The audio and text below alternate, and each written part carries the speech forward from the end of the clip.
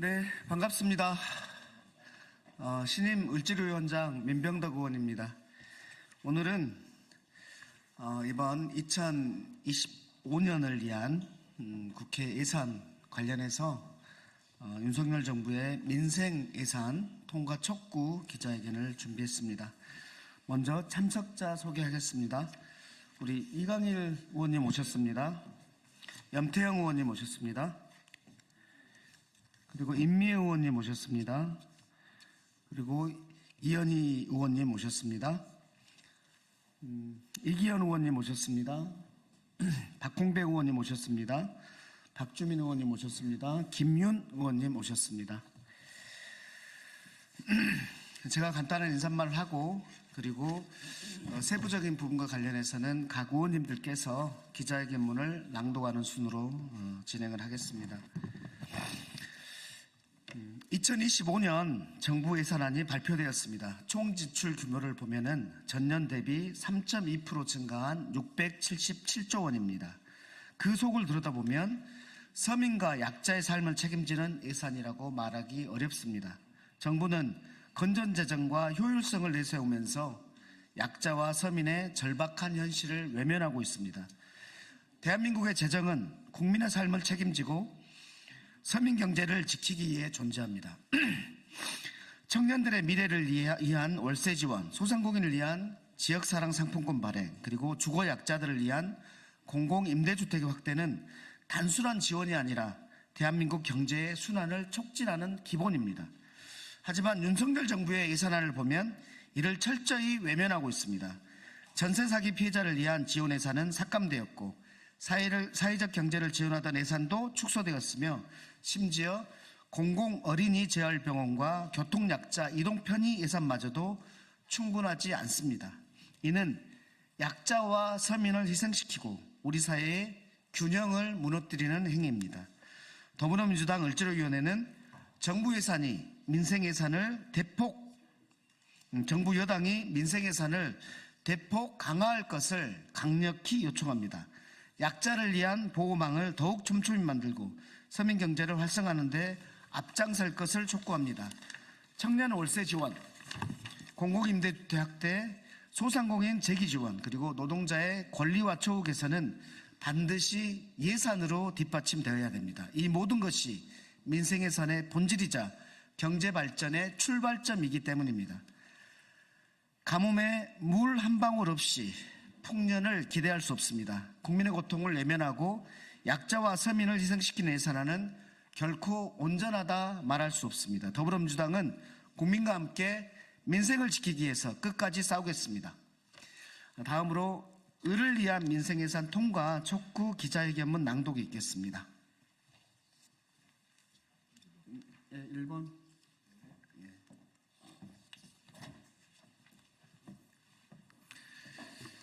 네, 이강일 의원입니다. 민생 역주행 3년, 윤석열 정권의 민생 파탄에서 국민을 지켜내겠습니다. 을을 위한 민생 예산 5조 5,712억 원과 민생회복 지원금 반영을 촉구합니다.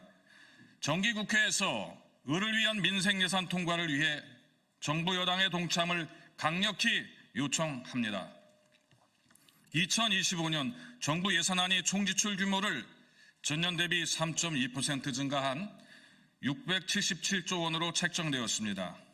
정부는 이 예산안을 두고 건전재정과 재정 효율을 내세우며 마치 국가 경제의 균형을 잡은 것처럼 성과를 포장하고 있습니다.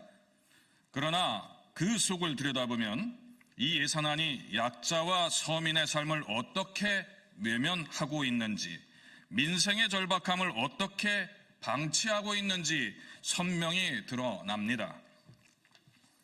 윤석열 정부는 국민을 책임지지 않는다는 예산안을 제출했습니다. 3.2% 증액이라는 표면적인 숫자는 증가를 나타내는 듯 보이지만 물가 상승과 서민 경제의 현실을 고려하면 그 효과는 정말 미미합니다. 자영업 부채가 1,000조를 넘어서고 TMF 사태로 인해 수많은 소상공인들이 피해를 입었습니다. 배달앱 등 온라인 플랫폼의 약탈적인 수익 추구 행위로 자영업자들의 현실은 점점 냉혹해져 가고 있고 비정규직 확대와 대중소기업 간 양극화는 우리 사회의 불평등을 점점 심화시켜 나가고 있는 것입니다. 심지어 윤석열 정부는 전세 사기 피해자를 위한 지원 예산, 소상공인을 위한 지역 사랑 상품권 발행 예산, 공공임대주택 예산까지 삭감하여 국민 생존의 근간을 흔들리게 했습니다. 국가의 재정은 경제순환을 유도하는 강력한 도구입니다. 청년에게 월세를 지원하면 청년층의 가처분 소득이 늘어나게 되고 이는 소비와 경제 활력을 촉진하며 소상공인의 상권을 활성화하면 지역 경제가 살아나고 그 효과가 전국으로 확산되게 됩니다. 공공임대주택과 전세 사기 피해 지원은 안정적인 주거 환경을 보장하며 국민의 불안을 해소해 경제 참여를 높이는 핵심 요소가 될 것입니다. 이 모든 것이 민생 예산의 본질이자 경제 발전의 출발점입니다. 사회적 약자를 보호하지 않고 서민 경제를 지원하는 것보다 중요한 국가 예산은 없습니다. 효율성과 재정 건전성이 민생보다 중요하지 않기 때문입니다. 네, 청주 신덕구 이현희 의원입니다. 가뭄에 물이 귀하다고 아끼기만 해서야 농사가 되겠습니까? 마른 땅에 물 한 방울 없이 풍년을 기원하지 못합니다. 윤석열 정부는 재정 효율성을 명분으로 국민의 고통을 외면하고 약자와 서민을 희생시키는 선택을 바꿔야 합니다. 당장의 통계 수치가 굶주림을 해결하지 못합니다. 더불어민주당 을지로위원회는 정부 여당이 민생 예산을 대폭 강화하고 약자와 서민을 위한 보호망을 촘촘히 마련할 것을 강력히 요구합니다. 청년과 미래 세대를 위한 정책과 사회 취약계층 지원 정책, 소상공인과 자영업자 보호 정책, 노동자의 권리와 처우 개선을 위한 정책은 국회도 책임감을 가지고 국민의 삶을 돌보는 민생 예산으로 챙겨야 할 것입니다. 서민의 삶이 안정되어야 국가가 균형을 찾습니다. 677조 원의 예산 속에서 민생이 배제되지 않도록 정부는 지금이라도 제대로 해 주시길 바랍니다. 이제 더불어민주당을 지키는 민생실천위원회는 민생예산 5조 5,712억 원과 전국민 민생회복지원금에 대한 증액을 요구하는 바입니다. 네, 경기고양병 이기현입니다. 첫째, 청년과 미래 세대를 위한 예산을 과감히 늘려야 합니다. 청년 월세 특별 지원, 청년 일자리 창출, 미래를 준비하는 학술 기반 연구 등의 예산이 반드시 확보되어야 합니다. 청년과 미래 세대를 위한 투자야말로 국가의 지속 가능한 발전을 위한 필수 과제입니다. 실질적으로 청년들의 삶을 변화시키고 미래를 준비하기 위해선 청년이 직면한 근본적인 문제를 해결해야 하지만 충분한 예산의 뒷받침 없이 저절로 이루어지지 않습니다.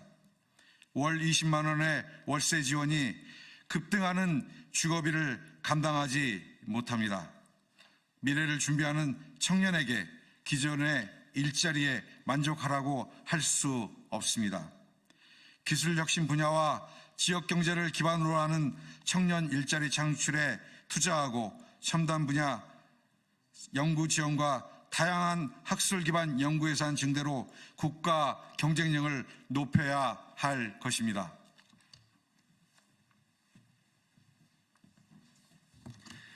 둘째, 사회 취약계층 지원이 필요합니다. 장애인 창업 지원, 공공어린이 재활병원 건립, 교통약자 이동편의 증진 등 사회적 약자를 위한 필수 안전망이 필요합니다. 을들의 예산은 우리 사회의 가장 약한 고리를 지키는 최소한의 장치입니다. 긴급복지, 장애인 지원, 발달장애인의 자립지원 사업은 을의 삶을 존중하기 위한 핵심적인 과제입니다. 공공어린이 재활병원과 온열질환자 지원은 기후위기와 의료 접근성의 격차 속에서 약자들에게 생존을 위한 기회를 제공합니다.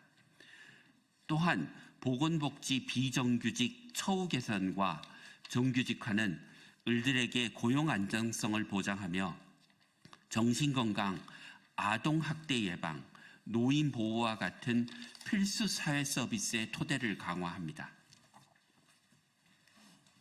그리고 취약계층의 일자리 창출과 사회안전망 구축의 한 부분을 책임져온 사회적 경제 지원 예산을 복원해야 합니다. 정부는 2023년 1,000억 원에 달했던 사회적 경제 지원 예산을 2년 만에 3분의 1 토막냈습니다. 사회적 경제 현장 활동가들은 갑작스런 정부의 예산 2년 만에 3분의 1 토막냈습니다. 사회적 경제 현장 활동가들은 갑작스런 정부의 예산 어렵게 싹 틔운 귀중한 민생경제 자산들은 돌이킬 수 없이 망가지고 말 것입니다. 을들의 예산은 단순히 약자를 돕는 배려가 아니라 우리 사회의 지속 가능성을 위한 중요한 투자입니다. 정부와 국회는 이러한 예산을 외면해서는 안 되며 관련 예산의 증액과 안정적 지원을 통해 모두가 함께하는 사회를 만들어야 합니다. 이 예산은 약자를 위한 예산이자 결국 우리 모두를 위한 예산입니다. 순천광양 곡성굴의 을 권양엽입니다. 셋째, 소상공인과 자영업자 보호가 절실합니다. 전국민 민생회복지원금, 지역사랑 상품권 재개, 상권 활성화 사업, 소상공인 재기 지원 예산은 지역 경제를 되살리기 위한 초석입니다. 윤석열 대통령이 거부한 민생회복지원금은 단순히 국민에게 현금을 지급하는 것 이상의 효과를 가지고 있습니다. 지원금이 지역 상권과 시장에서 소비되면서 소상공인과 자영업자의 매출로 이어지고 지역 경제가 활력을 찾는 선순환 구조를 만들어내는 경제정책임이 증명되었습니다. 위축된 경제를 회복시키는 강력한 재정정책이며 소비 진작과 지역 경제 활성화로 성장이 닫힌 경제 구조의 마중물 정책입니다. 자영업 부채가 1,000조를 넘어섰습니다. 이분들에게 장사를 해서 빚을 갚도록 해야 합니다.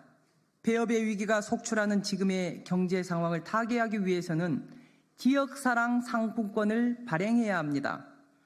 주민 할인 혜택으로 가계의 소비를 촉진시키고 상점의 매출 증대가 지역 경제를 활성화시키는 순환 구조를 이미 경험한 바 있습니다. 코로나 채무 상환의 고통이 가시기 전에 TMF 사태가 터졌습니다. 불황을 이유로 배달앱 등 온라인 플랫폼의 약탈적인 불공정 행위가 빈번합니다. 일반 매장은 온라인 입점업체와 경쟁해서 패하여 폐업합니다. 언제까지 을과 을끼리의 생존 경쟁을 지켜보려고 합니까? 명심해 주십시오. 소상공인 자영업자가 살아야 대한민국이 삽니다.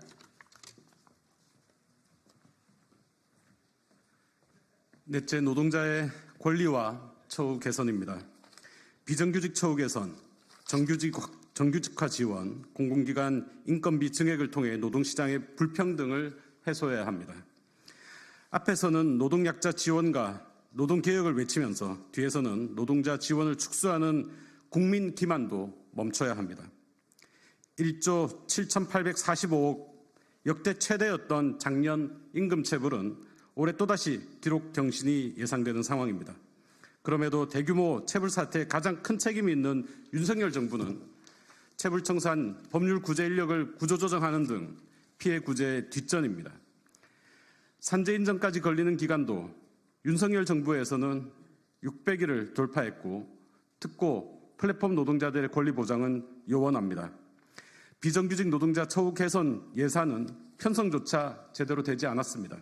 심지어 노동자 부당해고 사건이 역대 최다인 1만 5천 건을 돌파했음에도 윤석열 정부는 국선 대리인 예산까지 삭감하는 등 노동약자를 지원하는 것인지 외면하는 것인지 도저히 알 수 없는 지경입니다. 또한 윤석열 정부는 문화예술 정책에 대한 중장기 방향이나 대책도 없이 학교 예술 강사 예산에 대해 묻지마 지방교육재정 이관을 추진하고 있습니다. 예술 강사 지원 사업에서의 국고 삭감은 양질의 문화예술 교육 전문 인력들이 문화예술 교육 현장을 이탈하게 만들어 문화예술 교육의 질적 하락으로 이어지게 될 것입니다. 학교 예술 강사들의 생기고 양질의 문화예술 교육을 위해 23년도 수준의 국고 증액이 필요합니다. 아울러 농식품부의 가축위생방역본부 방역직 등 노동자들이 혹독한 처우 여건에서 방역 현장을 지키고 있습니다. 가축방역 노동자 처우 개선 예산을 증액함으로써 가축방역의 고도화와 효율화를 도모할 수 있습니다. 사회 안전망이 최일선에 있지만 정작 자신들의 처우는 열악하기 그지없는 여성가족부 산하기관 노동자 처우 개선도 시급합니다. 성폭력, 가정폭력, 학교, 가정 밖 청소년 등 약자들을 현장에서 지원하는 정책 수행기관 노동자들의 최저임금 수준의 급여와 위험한 근무 환경을 개선해야 합니다. 다섯째, 전세 사기 피해자 등 주거 약자를 위한 지원 예산을 대폭 증액해야 합니다. 전세 사기 피해 지원안 시행을 위한 예산을 반영하여야 하며 노후 공공임대 개선 사업을 확대해 열악한 주거 환경에 처한 서민들을 보호해야 합니다. 윤석열 정부는 주거 정책에서도 약자 외면 정권, 거짓말 정권의 습성을 버리지 못하고 있습니다. 내년 역대 최대 공공임대주택 공급을 약속한 정부가 예산은 대폭 줄였습니다. 올해도 지키지 못한 공공임대주택 공급 약속을 믿을 국민은 없습니다. 정부는 무주택 서민의 주거 사다리가 돼야 할 주택도시기금을 아껴 부자 감세 뒤처리, 세수 결손 메꾸기에 쓰는 파렴치한 행처를 멈춰야 합니다. 공공임대주택 예산을 대폭 증액해 전세 사기, 깡통 전세 위협받는 서민의 주거 안정을 보장하고 여야가 합의에 통과시킨 전세 사기 피해 지원안의 시행을 위한 예산을 반영하여 노후 공공임대 개선 사업을 확대해 열악한 주거 환경에 처한 서민들을 보호해야 합니다. 윤석열 정부가 국민의 삶을 책임지지 못하면 더불어민주당 을지로위원회가 하겠습니다. 약자와 서민에게 외면당한 정부로는 국민의 지지를 받을 수 없습니다. 더불어민주당 을지로위원회는 민생예산 확보를 위해 최선을 다할 것이며 국민과 함께 민생을 지키는 예산을 만들어갈 것입니다. 2024년 11월 26일 더불어민주당 을 지키는 민생실천위원회